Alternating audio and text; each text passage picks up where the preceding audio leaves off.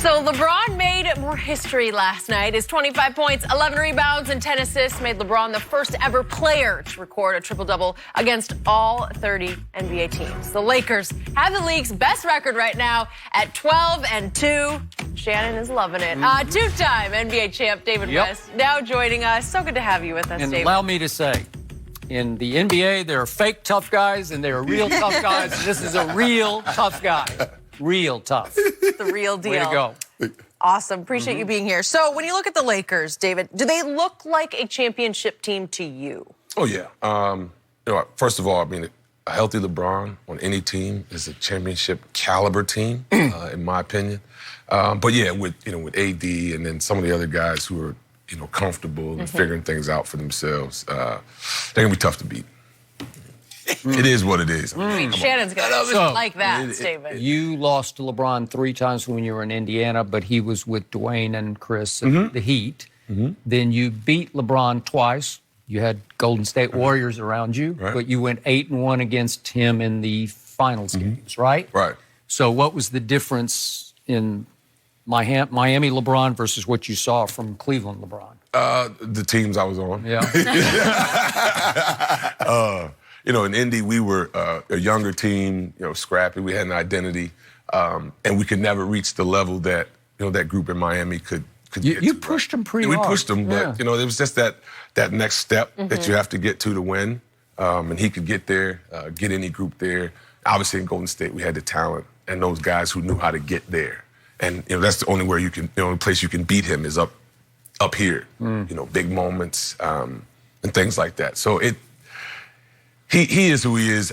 And I long since have accepted, this guy and the level that he's at. And it's just a matter of you having the, the toughness and the guts to try to compete against him. That's what it's going to come down to. So your coach in Indiana was obviously his coach now, Frank Vogel. Can Frank be a championship coach? Oh, yeah. Yeah, absolutely. Yeah, Frank's got a different style. The way that he approaches the game. He's a player-centered coach. He's got the idea that, he's going to get the most out of you and invest in you. And he probably doesn't have to do it much with this group as much as he had to do it with us in Indiana. But, he's going to have them up, motivated, excited, refreshed, feeling like... How? Rah-rah speeches? Or... well, he's got a us against them kind of mentality. His favorite saying is something we can't say on TV. Ooh. But what's the gist of it? It's tough. For him to be a coach in the position that he's in now, he's got to be able to, figure things out for himself. Yeah.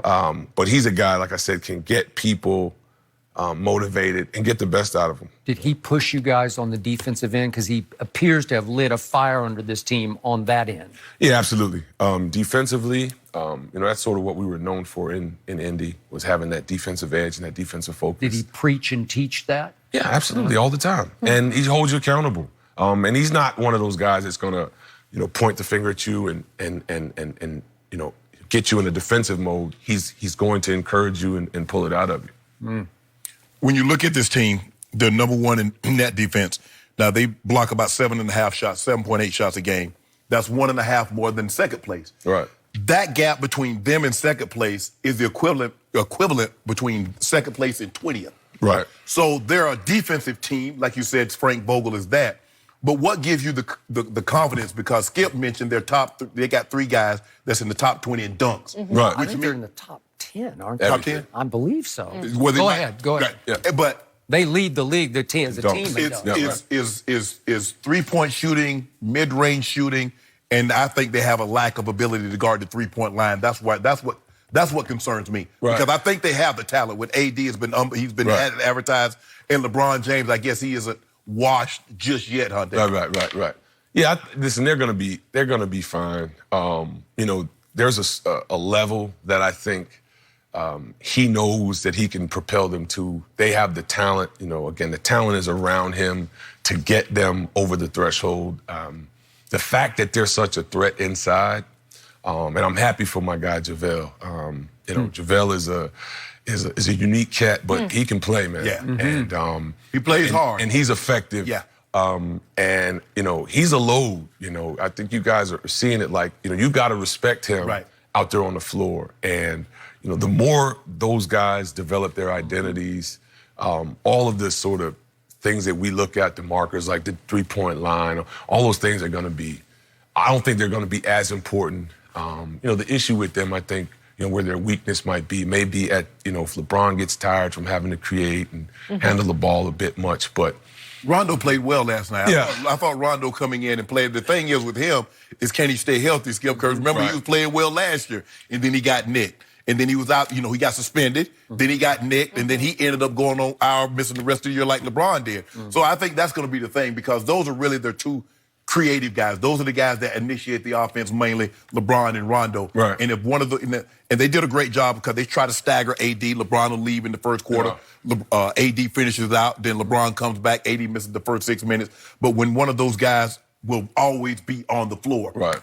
And then as obviously as the games become more important, people are going to have to deal with them on the floor for 40 minutes. They have to deal with that. You hear that, Skip Bayless? They're going to have to deal with Bron, Goat James for 40.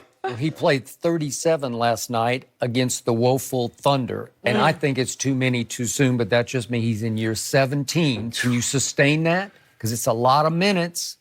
He took 9 shots in the fourth quarter. You love that? I love it. Okay. I love him playing. Yeah. You rather him play as opposed to load management, right, David? Yeah. Imagine you had a teammate, he load management. You out there giving everything you got for 35, 40 minutes a night, and he kicked back talking about, I'll be there for you for the playoffs. He's talking about Kawhi Leonard. I ain't talking about nobody. I ain't think bring up of no name, David. I ain't bring up no name. Yep. I can neither confirm nor deny that's who I'm talking about. Right. I ain't. We Think can about infer. What do you Kawhi's think? load management. Because I know Kawhi, Yep. there's something there in terms of the seriousness of what he's dealing with his health. That's the only reason. Like, I don't know, details, but I do know that dude. And I know that he's organized a certain way mentally.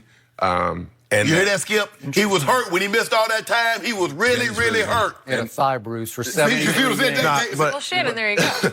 But again, Kawhi's wired got different. genuine, he's got a genuine focus about, the game that. What is he like around when you were like off camera with him? Yeah, he's he's unlike anything I've seen. Just in terms of like he's always in mode and he's always ready to go. Probably to his detriment, right? Because he's a guy like if you tell him when I got to San Antonio, he was still fairly young, and it was one of those things like, what should I do? And if you tell him to do it, he just goes and does it. Wow. And I think he's sort of grown into his own more so now over the last few years. So you're saying if his body doesn't feel perfect to him, he doesn't want to go out there because he wants to be perfect. Yeah, he wants to be able to be 100% Yeah. on the defensive end, 100% on offense. He's a guy that, again, is very regimented, and if you're supposed to hedge or get out on the ball, he's going to do it to the best of his ability. So back to the Lakers.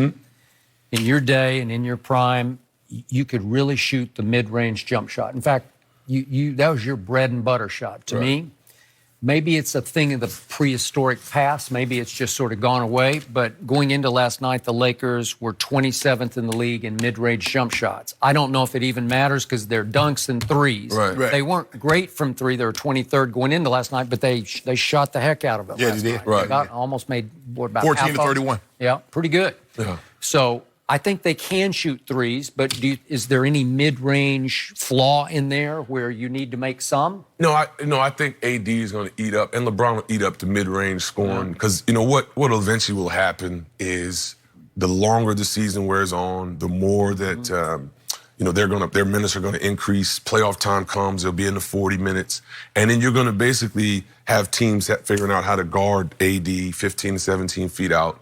ISO, LeBron, same thing. And it's going to be difficult. It's a challenge I just don't think teams are built to handle right now. I realize you have not seen Paul George and Kawhi Leonard on the court together, but if and when they're both healthy and Doc has his complement of stars and pieces, who's better, Clips or Lakers? I've got to go with the Lakers. Okay. I just think Just on star power? and I think DeBrow is just going to be Okay. in this moment. This will be his first crack to like get to the mountaintop. The show. And I just think he's going to be too much himself. And then coupled with LeBron, you've got Danny Green, who's got championship pedigree, and Danny's going to be huge for them down the stretch, just in terms of how they need to focus and win games in the playoffs and the Pro Series. LeBron has obviously been there. JaVale knows what it takes. And then, the other guy that we haven't talked about, but if and I've not been a Dwight and I've had some run-ins, but if he stays sort of in focus, more mature. And if he's in tough guy mode where he's being aggressive and he's physically imposing himself on those second unit teams, like I said, they've got a lot to deal with. Dad, we have a lot of guys come out here and they try to explain. I'm a LeBron. You're a LeBron fan. You lead the president of the LeBron fan club. Well, you are. I am not. But anyway, you played against him, like you said. You played against him for a number of years in the Eastern Conference Finals. You played against him in finals. Just how good is LeBron? What makes him so unique?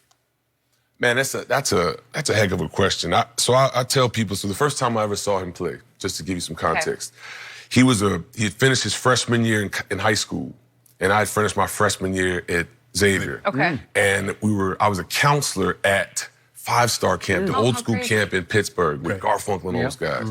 And so we would have teams, each counselor's got a team, and we're sitting around one day talking about who's got the best player. Right.